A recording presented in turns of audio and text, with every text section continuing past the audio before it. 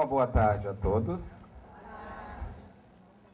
Bom, eu quero inicialmente registrar o meu agradecimento pela forma atenciosa, carinhosa, afetuosa com a qual eu fui recebido em Porto Alegre, o que me deixou muito feliz, porque é exatamente com esse propósito, com esse ideal que nós trabalhamos, de desenvolver um pouco mais esse lado afetivo, humano, entre nós que batalhamos por uma causa espiritual. E também fiquei impressionado com a repercussão dos meus livros aqui em Porto Alegre. A gente sempre tem notícias através da editora, informações, mas a gente, estando aqui com as pessoas que estão divulgando os livros, que estão estudando os livros, eles têm uma melhor condição de desenhar para a gente, com mais clareza, o que isso representa. E eu realmente estou muito surpreso e muito feliz, naturalmente. Eu, então, ratifico assim meu carinho, minha alegria por isso, né? Eu poderia dizer que de uma maneira mais ostensiva, de uma maneira mais abrangente, é a primeira vez que a gente vai mesmo falar em Porto Alegre. Já estive aqui numa casa menor, há uns 2 anos atrás, e sempre aqui no Rio Grande do Sul é Santa Maria que tem aberto para o nosso trabalho, né? Esse vai ser, inclusive, o 3º ano consecutivo que eu estarei lá em outubro, no 3º Humanizar, que é um evento que a gente realiza. Então, muito bem, fico feliz de estar com vocês, que a gente possa ter uma tarde muito gostosa e uma manhã também. E nós vamos trabalhar com vocês 2 temas que dizem respeito praticamente a todos nós. O nosso primeiro tema de hoje é exatamente sobre o livro que eu estou lançando. Foi para a gráfica essa semana, ainda não tem aqui, mas nós estamos lá com uma funcionária da nossa editora, que é a Maria, que veio exatamente para aqueles que se interessarem poderem adquirir o livro com ela e depois vão receber, ou na sua instituição, ou em casa, tem os caminhos lá para isso. Na semana passada eu fiz o primeiro lançamento desse livro no Rio de Janeiro. Nós vendemos quase 200 livros lá, só com pré-venda, que a gente chama isso de pré-venda, né? As pessoas às vezes nem conhecem o livro, mas estão acostumados com o nosso trabalho, já conhecem os nossos livros. Então, é uma pena a gente ainda não estar com ele aqui, mas, de qualquer forma, se te interessar, isso vai poder ser feito com o pessoal da editora que está aí. É o meu primeiro livro autoral, ou seja, o primeiro livro que eu estou escrevendo de punho, com o meu conhecimento, com a minha experiência, já que vocês aqui na casa, principalmente aqui na casa e aqui em Porto Alegre, conhecem mais os meus livros mediúnicos, que já são hoje 20 livros publicados. Este é o meu primeiro livro autoral, onde eu vou contar a minha experiência com mais de 30 anos com essa dor, com essa doença que é a depressão. É um livro que eu escrevo como terapeuta e não como médium, escrevo como ser humano, né? E com enfoque naturalmente espírita, reencarnacionista. E neste livro, Depressão e Autoconhecimento, a primeira coisa que eu gostaria de registrar sobre esse livro, né, é essa imagem aqui, ó. Dá uma olhadinha nisso. Não é uma imagem muito interessante? Não é? Na verdade, eu trouxe 2 imagens, tá? Viu, gente? Vocês, eu não conheço bem ainda o estilo de vocês, mas o meu estilo é informal. Eu sou mineiro, capial, entendeu? Então, nós vamos brincar muito aqui essa tarde. Vocês gostam de brincar? O gaúcho gosta de dar umas... Vocês não são assim Felipe Scolari, não, né? Nem, como é que chama? Dunga, não, né? São mais soltinho um pouquinho, né? Tá. Então, a primeira imagem é essa, a segunda é essa, ó.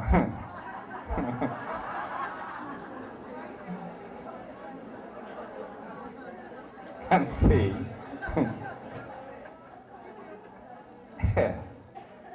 Cansou. A gente vê tanta Mona Lisa, né? Outro dia saiu no Facebook assim, a Mona Lisa de um lado e a Mona Crespa do outro, né? Fizeram duas imagens no Photoshop fantásticas. Eu trouxe essa aqui que eu achei mais bonitinha. Então, essas duas imagens, elas falam do que o meu livro fala. Elas falam de adaptação. Vocês vão perceber ao longo dessa tarde, na minha apresentação, que a depressão é uma doença que acontece exatamente pela nossa extrema dificuldade e resistência de adaptação à vida e à realidade. Dentro dessa ótica, dentro deste conceito que eu trago no livro, que é um conceito afinado com o que eu tenho aprendido com o mundo espiritual, que é um conceito afinado com o que a espiritualidade tem ensinado nos nossos meios, nós estamos antecipando um conceito de doença mental de pelo menos 30, 40 anos aos códigos de classificação internacional de doença aqui da nossa humanidade. Com certeza. Porque no meu livro eu não tomei esse viés da depressão psiquiátrica, da depressão clínica, necessariamente. Eu fiz abordagens de ordem psiquiátrica, de ordem médica, de ordem psicológica, evidentemente porque eu acho que tem que partir do conhecido para o desconhecido.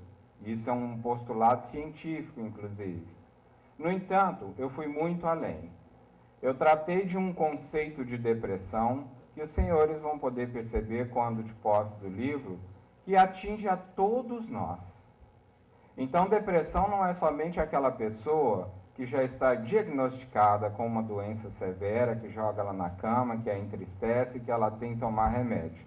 Depressão é toda vez que nós estamos distantes da nossa luz pessoal. Se você está distante da paz interior, se você está distante do seu sossego interior, se você está distante dos valores e das qualidades íntimas que você tem e não sabe como acessá-las, isso é depressão. Dentro dessa ótica, quem escapa? Perceberam? Este é o conceito, aliás, que faz com que o próprio deprimido clássico, aquele da psiquiatria, aquele da medicina, chegue ao ponto de perder o seu próprio equilíbrio emocional, de perder o seu próprio humor e caminhar para aqueles patamares conhecidos da depressão psiquiátrica clínica. Exatamente, a falta de adaptação com a sua realidade, com o seu valor, com a sua luz e com a vida exterior. Vocês vão perceber no livro e no meu seminário que o conceito que a gente teceu nas nossas páginas é exatamente esse. Toda vez que você tem uma dificuldade ou resiste, uma simples dificuldade, ou vai mais além, resiste a aceitar a realidade da vida como ela é, isso gera um quadro depressivo. Esse quadro depressivo pode ir desde esse ponto em que eu estou situando aqui, de você ter uma alteração de humor, uma insatisfação perante a vida, uma frustração, até os casos mais graves, onde todo esse processo interior afeta a sua vida mental, e aí a gente cai no conceito clássico da depressão. Então, nesta ótica do meu livro, por isso também ele chama-se Depressão e Autoconhecimento, nessa ótica do meu livro, eu escrevi um livro para todos nós, para o deprimido especificamente, mas para todos nós. Todos que temos interesse em autoconhecimento, em entender qual é o seu grau de depressão, esse livro vai ajudar. Então é muito interessante a gente começar o nosso encontro entendendo que nós estamos falando de uma coisa que diz respeito a todos nós. Que é provável que muita gente tenha vindo aqui, eu vou lá ouvir esse tema, porque eu conheço uma pessoa que tem depressão, eu tenho um amigo que tem depressão. Pronto, entrou numa enrascada. Você acabou de descobrir que você também está no balaio com ele. Todos estamos em um certo nível de depressão. Já aconteceu alguma vez com você de você ficar infeliz algum dia? Já? Já? Acontece isso aqui em Porto Alegre? Lá em Minas está assim, ó. Está assim infeliz. Entendeu? Já aconteceu de você olhar no espelho de manhã e você falar assim, acabou. Não vai dar para viver esse dia. Já? Olha esse meu cabelo. Onde é que eu arrumei essa palha de aço que está na minha cabeça? A gente começa a brigar com a gente, né? Você já teve, essa é boa, né? Que tomar Rivotril alguma vez para dormir? Já? Pois é. Então isso tudo aí é depressão, entendeu? Você já ficou devendo alguma vez? Já? E sua vida virou uma bagunça? E aí depois você sofre, apronta, amadurece, lá na frente você descobre, puxa, parece que tudo aquilo que aconteceu, eu que sou culpado. Nossa, demorou tanto para ver isso. Isso é depressão. Não assumir suas culpas. Não saber o que fazer com o seu remorso. Ausência de libido, essas coisas todas nós vamos analisar aqui. Até cair cabelo, viu? Às vezes, viu? Olha lá, ó. Não quer dizer que é careca está deprimido, não, né? Careca pode ser deprimido.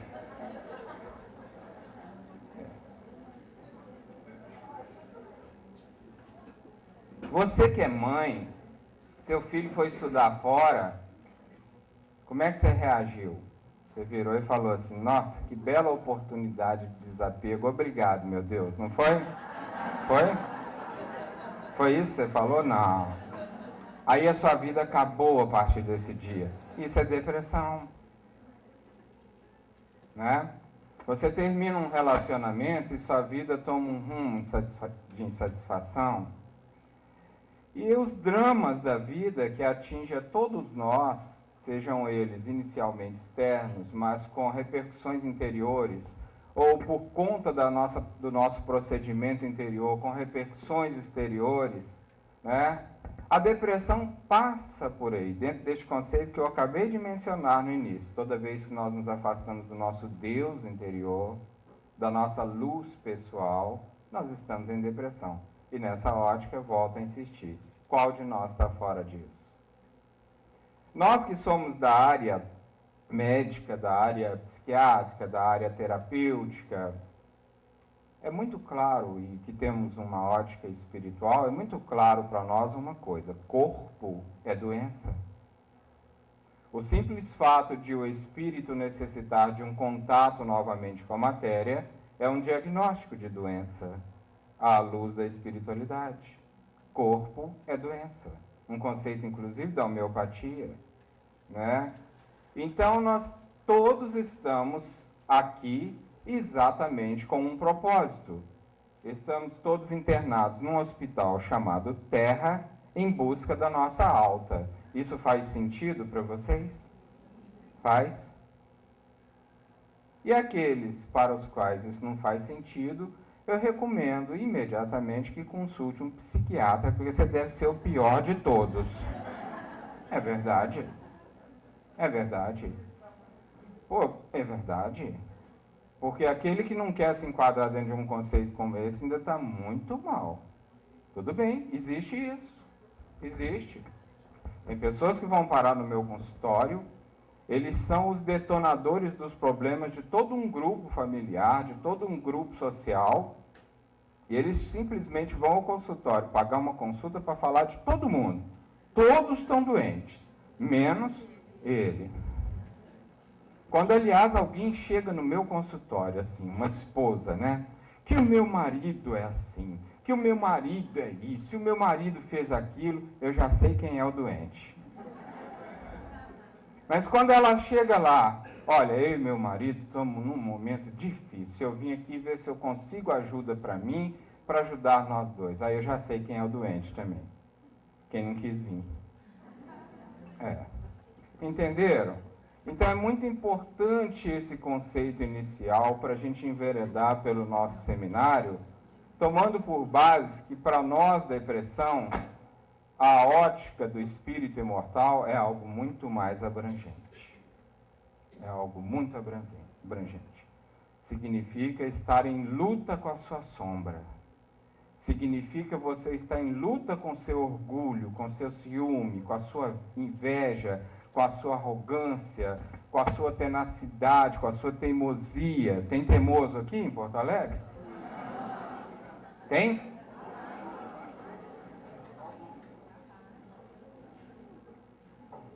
Ok. Então, depressão é um convite à adaptação. E quem resiste vai adoecer. Quem resiste vai adoecer. Adoecer no seu sentido mais abrangente, mais clássico. Porque doentes todos já estamos pelo simples fato de resistir aos episódios da vida que nos convocam a seguir um determinado rumo, mas a gente não aceita. Toda resistência a isso é doença.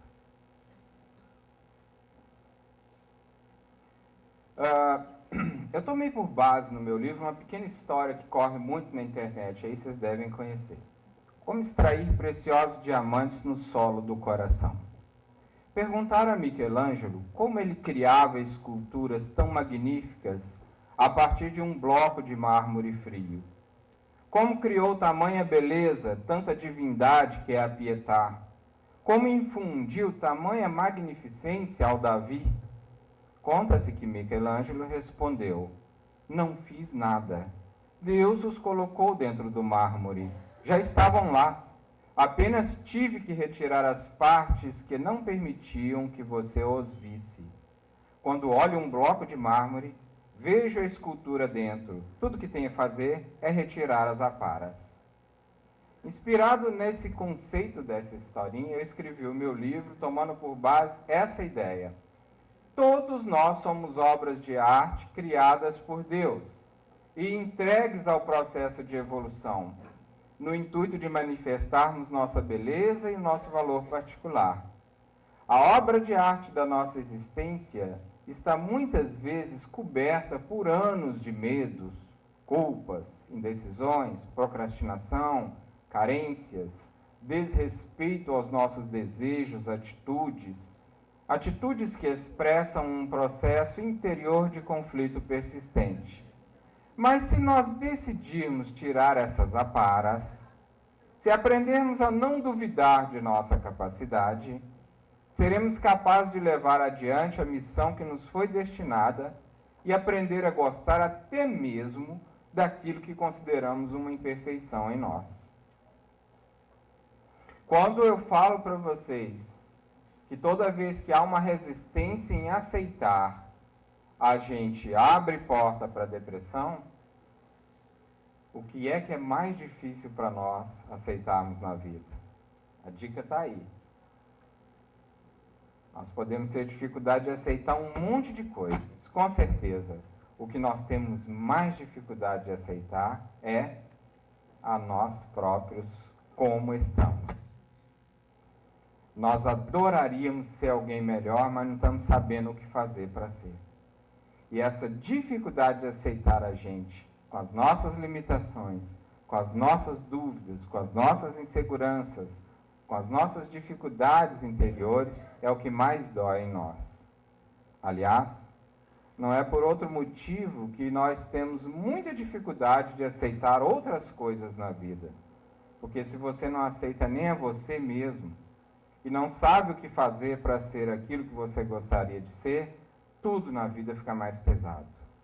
Se você não tem um amor pessoal, se você não aprende a construir esse amor em você mesmo, a você mesmo, fica muito difícil suportar as provas e as dificuldades da existência. Mas a verdade é essa, que a grande maioria de nós tem um conflito, uma luta pessoal muito grande conosco próprios. E o objetivo do livro, voltando aqui um pouquinho lá na capa para mostrar a vocês, a capa foi construída pensando nisso, que a depressão ele é um bloco de pedra onde estão tesouros, diamantes, que uma vez lapidados, vão formar aqui, ó, aqui o diamante já lapidado, né, na palavra autoconhecimento, vão formar o piso para a nossa evolução e para o nosso conhecimento. Então, por isso, como extrair preciosas lições dessa dor? Porque o grande objetivo da depressão na vida da gente é exatamente nos levar a um entendimento conosco próprio, a uma relação de amor e uma relação pacífica com o nosso eu pessoal. Esse é o grande objetivo dessa doença. Se você analisar a depressão somente por um lado kármico, por um lado reencarnacionista, você vai fazer algumas conjecturas dessa ordem. Ah, essa pessoa está passando por isso porque ela deve ter feito isso, aquilo outro. Ok, isso pode ser uma verdade. Mas, no fundo, a grande função divina dessa dor não é fazer com que você sofra aquilo que você esparramou na existência, mesmo que seja em outra encarnação. A grande função divina dessa dor é você descobrir como sair dela e avançar mudando o seu comportamento. Porque esse é o segundo ponto pilar dentro do meu livro. O primeiro é um conceito mais amplo de depressão, não restrito ao aspecto clínico dessa doença. E o segundo é esse. Depressão é um indício de que há algo dentro de você que está na hora de ser reciclado. Todas as pessoas com a doença da depressão, seja ela uma depressão leve, moderada ou grave, uma depressão severa, que foi a que eu mais abordei dentro do livro, tá? Pode estar certo de uma coisa: vocês que são psiquiátricas, vocês que são médicos, que estão analisando hipóteses novas de trabalho, averiguem isso com atenção. Veja o que eu vou dizer. Se isso não vai bater com a sua experiência de consultório, com a sua experiência clínica. Apareceu uma pessoa com depressão no seu consultório? Escreva. É alguém que está sendo convocado pela vida a ser feliz. E o ponto de partida é: essa pessoa tem um comportamento repetitivo que envelheceu e ela precisa mudar isso para ser feliz. Ponto. Se vocês guardarem essas duas coisas sobre o meu livro, vocês já entenderam os dois pilares essenciais onde eu construí todo o trabalho dessa obra. Então, a pessoa tem uma depressão, ela tem junto com isso, antes de ser uma doença psíquica, antes de ser uma doença mental, dentro dos códigos oficiais, ela é uma doença moral, de comportamento. À luz do espírito imortal, esse é o conceito de depressão. Aquela criatura com uma depressão leve, moderada ou grave, e especialmente se essa depressão for mais grave, ela é um espírito que tem um comportamento repetitivo a longas reencarnações e que está na hora dela mudar esse comportamento, porque ele é extremamente nocivo a si e a todos aqueles com os quais ela convive. Depressão é isso aí. Um chamado para renovação. Um chamado para mudança. Eu não tive um paciente meu que eu não enquadrei nessa ótica, seja mesmo uma depressão chamada reativa, que é mais branda, pode ser mais branda, possivelmente, né, que estivesse fora disso. Por quê? A depressão reativa é uma depressão desse estilo. Quer ver? Deixa eu dar um exemplo para vocês. Vocês vieram de carro aqui para o evento, certo? Aí acabou o evento e tal, você vai pegar seu carro, chega lá, cadê o carro? Desmaterializou. Desmaterializou, né? Ó, passaram a mão nele, levaram, entendeu como é que é? É claro, você sendo espírita, você vai, Jesus, muito obrigado por essa oportunidade de desapego na minha vida, eu te agradeço, Senhor. É assim que vocês vão fazer? É? Ó. Cuidado, hein? Eu sou médium. Eu vejo luz verde na cabeça de quem mente, viu? Olha, aí naturalmente você vai ficar muito triste, é claro. Comprou o carro com dificuldade, tá pagando ainda, ou pior, né? Nem deu tempo de fazer seguro. Não, eu vou lá estrear, entendeu como é que é? Foi embora o carro. Claro, você vai ficar muito triste. Você pode ficar bastante triste. isso pode desencadear a chamada depressão reativa. Com 6 meses, você resolve isso, mesmo que você não volte com o carro, né? Mas você pode estar melhor disso. Morre um parente, depressão reativa. Você vai ficar um tempo sofrendo, né? Você perde um emprego de longa data, onde você estava fazendo uma carreira, você vai entrar numa depressão reativa, você talvez tenha que ser até medicado, mas com 6 meses, 8 meses, essa depressão passa e você readquire sua capacidade de produção, de sanidade, de equilíbrio novamente. Se você, isso é o que a medicina traz, se você for um espírito que já tem um comportamento repetitivo, sistemático, nocivo, a longas reencarnações, num episódio como esse, você não escapa de ir para outros níveis mais severos de depressão. Aí não é o fato em si que determina o grau da depressão. É o quê? A alma, com a sua viagem ao longo da evolução. Se, por exemplo, essa criatura que perdeu o carro é alguém que já tem uma enorme dificuldade com perdas, uma baixa tolerância às frustrações da vida, se já é um espírito extremamente egoísta, que briga com a existência por pequenas coisas, numa hora como essa ele pode perder completamente o seu equilíbrio e entrar num quadro mais grave de depressão. É bom que eu já vá dando esses dados a vocês, e mais adiante eu vou falar um pouquinho sobre tipos de depressão, vou passar rápido nisso. Eu não me ocupei no livro em fazer o que outros bons livros já estão fazendo, causas da depressão, tipos da depressão, enveredando por um caminho assim mais da medicina, né, e da psiquiatria. O necessário sobre isso dentro do livro, não tive nenhum compromisso com isso. Tem ótimos livros hoje falando sobre isso. O diferencial do meu livro está em mostrar que, se a depressão é, antes de tudo, uma doença moral, ela precisa de educação para a pessoa se livrar dela. Esse é o grande diferencial do meu livro. Você cuida da depressão em 4 dimensões. A primeira delas é a orgânica, com os antidepressivos, com a medicação recomendada por um profissional de saúde, ok? Você cuida numa segunda dimensão do aspecto psicológico da depressão, que é o aspecto psicoterapêutico, né, em consultório, com psicólogo.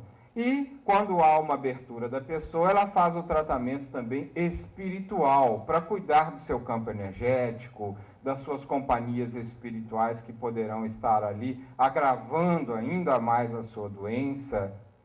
Mas eu, nessa trajetória de 30 anos, tenho visto pessoas que têm feito esses 3 percursos com muita devoção, com muita seriedade e continuam deprimidos. O que é que falta? Falta a 4ª dimensão. Esse é o diferencial do meu livro. A 4ª dimensão é a educação emocional para você sair da depressão. Isso os psiquiatras, os psicólogos, a rigor, não são preparados para isso. É óbvio, se a lógica é essa, se a questão da depressão, antes de ser uma doença psíquica, ela é moral por conta de um comportamento repetitivo, compete ao profissional que for tratar esse doente identificar, fazer uma radiografia de que comportamento é esse com aquele seu paciente e estar devidamente capacitado também para orientá-lo o que fazer com aquele comportamento. É nisso que o meu livro foi construído. Eu conto os 3 passos da educação emocional para sair da depressão. Nós vamos mostrar isso aqui para vocês hoje à tarde, né? Então, se for uma depressão endógena, uma depressão constitucional, que é um caso mais severo de depressão, a pessoa pode fazer o tratamento espiritual, com psicólogo, com medicação, isto não cura. Esses tratamentos são chamados remissivos. Eles podem abrandar sintomas, voltar aquela pessoa ao estágio anterior na qual ela se encontrava antes da doença, remissivo é isso, mas não curam. Qualquer momento, se esta mesma pessoa continuar com o tal comportamento, que é o gatilho do seu processo de adoecimento, ela vai voltar. E as estatísticas falam que a segunda crise depressiva é mais grave, a terceira mais ainda. Um tratamento bem feito, bem orientado, com medicamentos e tudo, numa primeira crise, ele vai gastar 8 meses e a pessoa pode ficar bem. Se ela não faz isso, um segundo episódio vai ser mais danoso, vai ser mais grave. As estatísticas deixam isso muito claro, e isso vai se agravando na medida em que a pessoa vai negando o que ela tem que fazer em cada momento que a depressão chega para corrigi-la. E aí tem faltado muito aos profissionais orientação para poder olhar a depressão por essa ótica. Vanderlei, onde você tirou isso? Com experiência e com a espiritualidade. Os meus resultados de consultório por conta dessa visão são extraordinários. Né? Não porque eu sou bom, mas porque eu tenho a capacidade de orientar o meu paciente naquilo que ele mais precisa. Se ele fizer, ótimo, ele vai se libertar. Eu deixo isso muito claro às pessoas que entram no meu consultório. Olha, você já tentou isso? Já tentou aquilo? Já tentou aquilo outro? Já tentei até macumba e minha depressão não tem jeito. É ótimo, tá bom. Então eu vou te ensinar a boa cumba. Você já tentou a macumba, eu vou te ensinar a boa cumba. Entendeu? Porque às vezes macumba não dá certo, precisa de boa cumba. A boa cumba que eu tenho para te ensinar é o seguinte: é isso, isso, isso, isso, isso. Mas tem um porém. Eu não faço nada para você. Só te oriento. Só te acompanho. Quem vai fazer é você. Minha tarefa é a de um profissional que tem uma lanterna na mão. Eu pego a sua mão e vou te mostrando. Não pise aí. Olha aqui, este buraco é muito perigoso, vamos passar por aqui. E numa etapa deste caminho, eu vou passar a lanterna para a sua mão e você quem vai começar a fazer isso. Está disposto? Então, a pessoa tem que me responder um sim para me tratar ela. Porque, para mim, não tem nada mais frustrante que eu receber dentro do meu consultório uma pessoa sofrendo e que não quer compromisso com a sua cura, quer que eu resolva para ela. Isso não me interessa. E os resultados começam a ser muito bons a partir disso. A partir do momento que você educa o depressivo a entender que a doença é dele, que ele é quem construiu, que ele é responsável pelaquela dor, porque vocês vão ver mais adiante em algumas lâminas que eu coloco, e isso os profissionais já têm um consenso sobre isso, a grande maioria dos quadros depressivos fica muito claro um comportamento egóico, egoísta demais. Os depressivos são extremamente egoístas. Eles são capazes de convencer a família inteira deles que eles estão doentes e que ele está ótimo. Vocês conhecem algum depressivo? Hein? Assim? Conhece? Eles são mais inteligentes nisso do que os esquizofrênicos. Porque os esquizofrênicos são geniais. Eles convencem que o mundo está doente e eles estão ótimos. Mas os depressivos conseguem convencer as pessoas que os amam de que eles estão doentes, de que ele está bem. E isso é muito inteligente. Porque você convencer qualquer pessoa na sociedade que ele está doente e você bem, isso é fácil. Mas as pessoas que te amam, que dividem a vida com você, tem que ser muito genial para fazer isso. E o depressivo ele faz isso. Eu sei que pode parecer um pouco grotesco falar sobre isso tão sem rodeios como eu estou falando. Mas uma coisa que eu aprendi como ser humano e como profissional é isso. Se você é depressivo ou conhece alguém que é, dentro daquele conceito mais clássico, se você quer realmente levar a sério a sua cura, comece entendendo qual é a sua doença moral. E a sua doença moral chama-se egoísmo. Doeu? Doeu, irmãos? Ah, não, eu sou um monte de coisa, mas egoísta não. Começa com a conversa assim. Vocês já estudaram o livro dos Espíritos algumas vezes? Já conhecem o livro dos Espíritos? Qual foi a doença que o senhor Allan Kardec colocou como a doença mais grave da Terra? Vocês se recordam disso? Qual foi? Hein? A raiz dos vícios humanos. Ele estudou isso no Livro dos Espíritos, no Evangelho segundo o Espiritismo, estudou isso em A Gênese. Qual que é a doença? Hein? O egoísmo. Então, se a gente é um pouquinho inteligente, a gente não tem que ficar brigando, o depressivo principalmente, com isso não. Porque o egoísmo é a doença de todos nós aqui na Terra. É uma doença tão sutil e enraizada na nossa estrutura psíquica, na evolução, que a gente é capaz de falar essas coisas. Não, graças a Deus, egoísta não sou não, mas invejoso, outras coisas só. Ah, tá. Como se invejoso não fosse egoísta. Não, eu egoísta não, mas sou arrogante. Ah, tá. Como se arrogante não fosse egoísta. Se vocês começarem a analisar, eu tenho um seminário sobre os sentimentos, qualquer sentimento que vocês me citarem aqui, eu conecto ele com o egoísmo na base. Até um sentimento bom. Até porque o egoísmo faz parte da evolução humana e não há como você, inclusive, progredir sem ele. Só que hoje, no atual estágio em que nós nos encontramos, nosso egoísmo ele é tóxico, ele é venenoso. Por quê? Porque ele é o egoísmo de Freud mesmo, é do ego, é a pessoa extremamente centrada em si em todos os aspectos.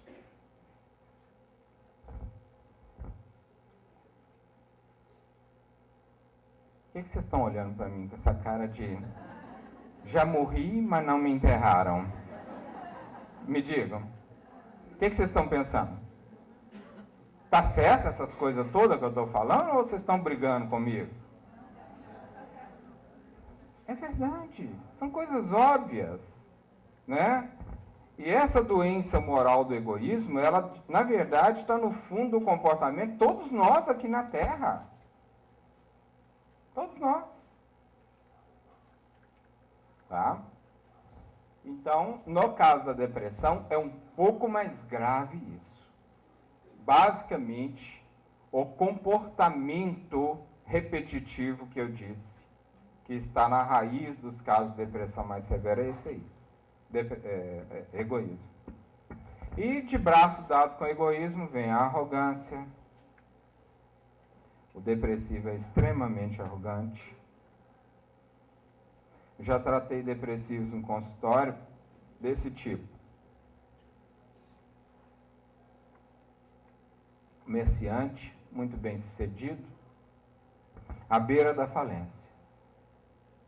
O cara tinha uma loja de comércio, que estava à beira da falência. E a conversa dele comigo no consultório era assim: mas você pode ficar tranquilo que isso vai passar rápido. Eu vou abrir mais 9 lojas agora, num projeto que eu estou com ele aí. O que é isso? É o sujeito que não tem limite. Ele é tão arrogante que ele não tem limite da sua própria insanidade. Ele dá um passo maior do que a perna. Ele está depressivo, a família não sabe como lidar com isso, porque ele sempre foi mesmo um vitorioso, uma pessoa batalhadora, e o limite entre uma pessoa batalhadora e vitoriosa e arrogante é muito tênue. Então a gente adoece sem perceber, por perda desses parâmetros, por perda dessas referências, né? Pessoas arrogantes. Por exemplo, lá em Minas tem muito, não sei aqui, sabe aquele cidadão que é pai, né, chefe de família e tal, que o controle da televisão só fica na mão dele, ninguém pode pôr no canal que quiser. Existe esse tipo de gente aqui em Porto Alegre? Existe? Ó, lá em Minas está assim, ó. Aqui eu não sei, né? Às vezes vocês já melhoraram aqui, não sei. Tem isso aqui? Ah, bem pouquinho, né? Bem pouquinho, né, Clóvis? Vamos abrandar um pouco, né? O que é isso? Arrogante. O cara é o dono da família, ele não é pai. Hã? É muito tênue o limite entre a doença e essas coisas da nossa vida. É? E aí o sujeito está lá com falido e vai abrir 9 lojas.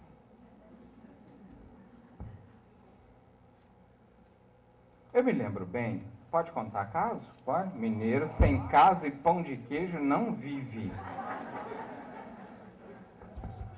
Eu, num desses lugares que eu fui fazer um seminário, eu cheguei e, nessa época, eu me hospedava ainda nas casas de família. Pois, com o tempo, fui chegando à conclusão que isso não era bom para mim e nem para as famílias, né? Deixa eu explicar, vocês já estão rindo, né? Mas nessa ocasião eu cheguei numa casa e fui jantar com a mulher, 2 filhas e tal. Me assentei numa cabeceira da mesa e tal. Achei estranho, não tinha ninguém lá daqueles que controla, né? Que pegava o controle na sala. Falei, cadê o homem dessa casa? Perguntei comigo. Era ela e as 2 meninas. E aí fiquei quietinho e tal. A gente tem que ir conhecendo as pessoas devagarzinho. E, de repente, eu comecei a comer e ouvi uma coisa assim, você podia sair daí que aí é o meu lugar. Falei, hã? Quem falou isso? Jesus de Nazaré. Até agora, esse aí é o meu lugar. Aí já passou para vidência, já não era mais só audiência. E um homem, seus 40 e poucos anos de idade, à minha frente, pedindo para mim sair da cadeira, que ali era a cadeira dele. Falei, meu Deus, para que eu fui procurar o homem da casa? Será que é ele? E aí, médium sofre muito, porque às vezes a gente vê coisas, fica sabendo de coisas e não sabe o que faz com aquilo, né? Então, eu parei de comer e perguntei para minha anfitriã, com a maior educação, só moram vocês 3 aqui nessa casa? Você tem que ser inteligente nessa hora, né? Ah, pois é, só estamos nós 3. Meu marido morreu tem 30 dias. E, inclusive, aí onde você está sentado era o lugar que ele gostava de assentar. Falei, já sei quem é esse desgraçado que está aqui. Agora ele vai ver comigo. Aí foi doutrinação na hora da janta, entendeu como é que é? E eu perguntei o nome dele, né, para ela. E ela falou o nome dele e eu, então, fiquei quietinho e me dirigi. Você é o fulano de tal que ela acabou de falar? Sou eu mesmo, você levanta daí logo. Falei, meu irmão, se você não morreu até agora, você vai morrer agora. Porque eu não vou sair daqui, você não tem como me tirar, porque você não tem poder para isso. Entendeu como é que é? E vá logo se acostumando, que daqui a pouco eu acabo casando com a sua mulher. Ele quase teve um infarto do lado de lá, aí ele ia morrer direito, entendeu como é que é? Vá se acostumando, porque você passa para outra vida e vem reclamar comigo de cadeira. Por que você não levou isso no caixão, criatura? Eu briguei com o homem até não poder mais. Aí eu já tinha acabado minha janta. Falei, vamos continuar a conversa no quarto. Porque lá eu vou te mostrar o que o Evangelho é capaz. Eu abri o Evangelho segundo o Espírito, li em voz alta, orei. O homem deu no pé, caiu fora da casa dele, né? Não aguentou. Aí eu chamei a dona Modesta, chamei os guias. Porque nessa hora, a minha primeira atitude é essa. Eu ouvi o sujeito gritando na minha cabeça, falei, Jesus, a primeira coisa que eu faço é pegar meus guias. O que é? O que vocês estão fazendo aí? É alguma coisa que precisa da minha ajuda e tal? Porque a gente no plano físico não sabe o que fazer nessa hora. Se não tem essa conexão com os amigos, a gente fica perdido. Os médiuns sem orientação sofrem muito por isso. Porque eles recebem essa mesma carga, às vezes não ouvem com essa nitidez, mas sentem que tem uma coisa ali, uma vibração, começa a passar mal e não sabe como lidar com aquilo. E esquece que a primeira lição de um médium, no exercício da sua mediunidade, é aprender a se ligar com os seus protetores. É a primeira coisa que eu faço. Então, eu me conectei com a dona Modesta, que tem sido sempre uma mãe para mim, e ela me orientou. Às vezes, eles orientam de uma maneira estranha, mas já está bom de estar presente. Logo que ele gritou, eu falei, dona Modesta, me socorre, tem alguma coisa aqui. Ela logo apareceu, falei, tem alguma coisa aqui, não tem, dona Modesta? Aí ela foi, sentou na outra cadeira, eu falei, você vai ver já já o que é, entendeu? Os mentores são assim. mas deles estarem presentes, a gente já sente uma segurança. E esses episódios para vocês verem. Então, o sujeito começa com o controle remoto, passa para a cadeira, passa para a mulher. Entendeu como é que é?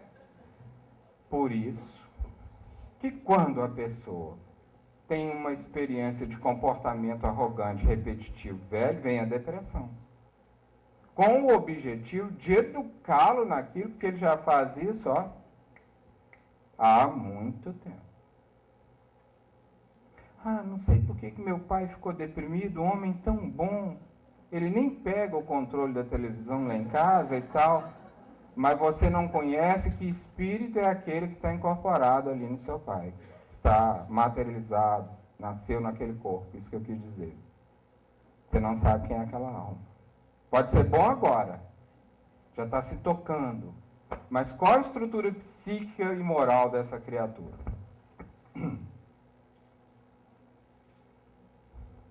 Então, a gente desenvolve ideias no livro sobre esse equilíbrio entre o ser pensante e o ser que sente, entre coração e cérebro. Depressão é uma doença do afeto. No meu livro eu deixo isso muito claro, isso é científico. Os grupos F30 a F39 do CID-10, Código Internacional de Doenças, estão lá classificados os chamados transtornos de afeto ou de humor. Transtornos afetivos ou de humor. Nesse grupo, você encontra as depressões. Ok? Então, é uma doença do afeto. Provoca repercussões na sua forma de pensar, na sua forma de se comportar, na sua forma de agir. Olha essa imagem, que imagem interessante. Às vezes, por não perseverarmos o bastante, acabamos perdendo grandes oportunidades por falta de um pouco mais de esforço. Né? O que isso tem a ver com a depressão? Muitas vezes a criatura está à beira de descobrir coisas importantes sobre si, de resolver questões milenares para sua alma, e ela para. Inclusive dentro do centro. Muitas pessoas vão buscar tratamento espiritual no centro. A gente tem essa experiência na nossa casa espírita em Belo Horizonte. Já passaram em profissionais, já passaram em terapeutas e vão buscar ajuda. E nós temos um tratamento especializado para esse caso dentro da nossa casa, de doenças mentais, não só a depressão, sob supervisão da Dona Maria Modesto Cravo. Nesse tratamento, a gente usa diversas técnicas que fogem do padrão espírita, que vão muito além da experiência mais conhecida e básica do passe, da fluidoterapia espírita. Usamos também a fluidoterapia espírita, mas usamos outras técnicas. E o nosso objetivo é exatamente dar um alívio àquela pessoa, até que ela tenha condições depois de entender o que ela tem que mudar na vida dela para poder ela própria se livrar da sua dor, da sua doença. E nós temos recebido muitos casos de pessoas que começam, têm um alívio, e na hora em que ela é chamada a descobrir o que ela tem de bom dentro dela, ela vai para, não aparece mais, não vai. Ou então comete aquele equívoco que é da grande maioria. Ah, eu já estou bem melhorzinho, acho que agora eu já posso deixar o centro. Aí daí 8 meses volta pior. Acontece aí na casa espírita de vocês? Nos atendimentos deve ter muito isso, né? Acontece isso muito, com certeza. Tá. Um ponto importante para a gente falar a essa altura da nossa conversa. O que tem o lado espiritual com a depressão? Muito.